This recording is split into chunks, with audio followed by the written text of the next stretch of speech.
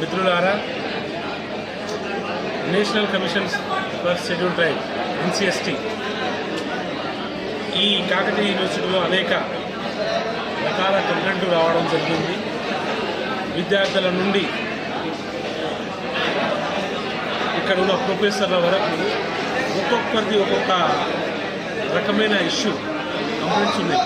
Promotion రావాలని కొంతమంది, faculty లేదని రెండోది ఇష్యూ, ఇక్కడ భూ కబ్జాలు అవుతున్నాయి అనేది మూడోది, అలా కొంతమంది మాకు హాస్టల్ ఫెసిలిటీ లేదని, ఇక్కడ కనీస సదుపాయాలు లేవని, ఇక్కడ మా వైస్ ఛాన్సలర్ నుండి మాకు సరైన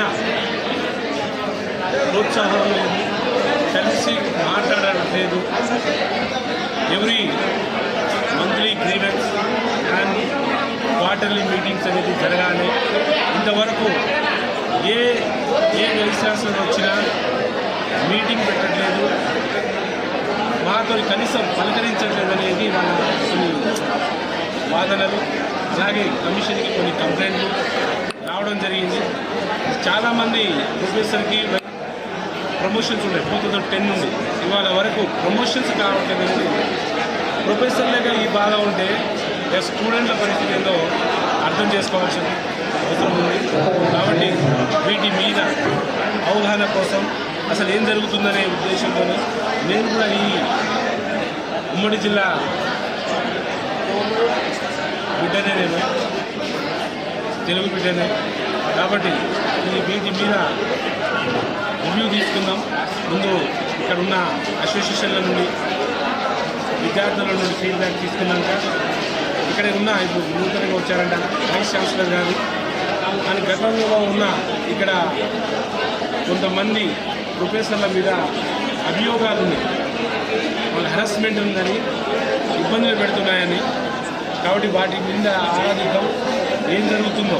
కానీ ఏమైనా పార్షాలిటీ జరుగుతుంది, ఇబ్బంది పెడుతున్నారనేది వాళ్ళు చెప్పే విధానంలోనూ అర్థమవుతుంది.